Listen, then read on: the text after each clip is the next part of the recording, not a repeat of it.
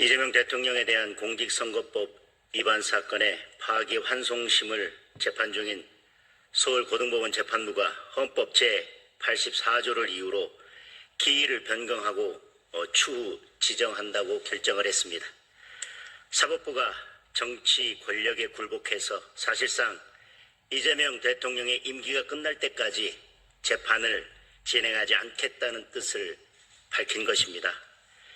이제 이재명 대통령에 대한 나머지 형사재판도 진행되지 않을 가능성이 높아졌습니다. 법원의 이번 결정은 국민의 눈높이에 맞지 않을 뿐만 아니라 법리에도 전혀 맞지 않습니다. 여론조사 결과를 보면 여전히 다수의 국민들은 이재명 대통령에 대한 재판은 계속되어야 한다고 응답하고 있습니다. 민주당은 대통령이 재직 중 재판을 받으면 대통령의 국정수행에 장애가 된다는 이유로 헌법 제84조의 불소추 특권의 소추에 대해 재판도 포함된다는 억지 주장을 하고 있습니다. 그러나 민주당은 홍준표 전 시장이 우리 당의 대통령 후보였던 2017년에는 불소추 특권의 소추에 재판은 포함되지 않는다고 주장했었습니다.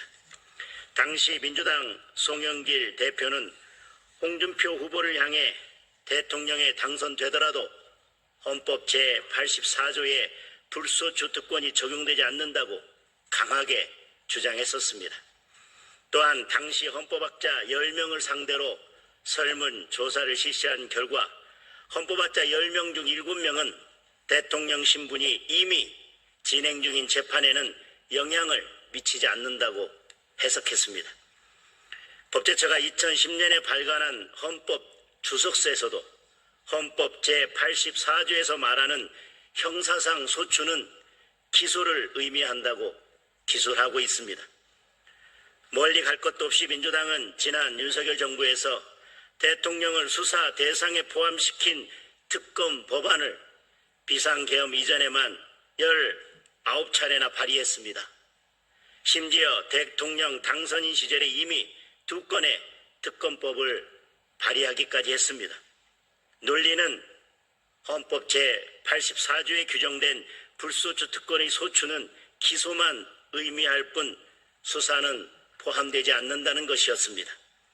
대한민국의 근간을 이루는 헌법이 한 사람을 위해 마음대로 해석되어서는 안 될 것입니다.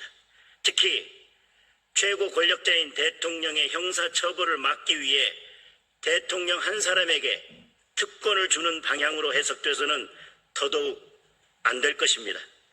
따라서 법원이 헌법을 자의적으로 해석해서 이재명 대통령에 대한 재판을 임기 후로 미루겠다고 나선 것은 매우 유감스럽고 결코 용납될 수 없는 일입니다.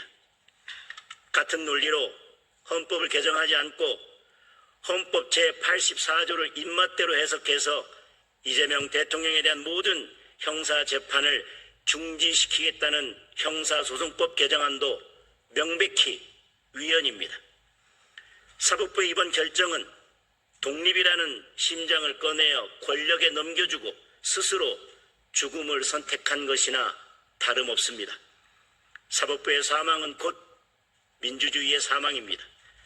사법부의 이러한 현실에 대하여 오랜 기간 법원에 몸 담았던 저희들로서는 큰 우려를 표하지 않을 수 없습니다. 이제라도 법원은 이재명 대통령에 대한 공직선거법 위반 사건의 재판을 다시 진행해야 합니다. 그리고 나머지 형사재판도 중단 없이 진행되어야 합니다.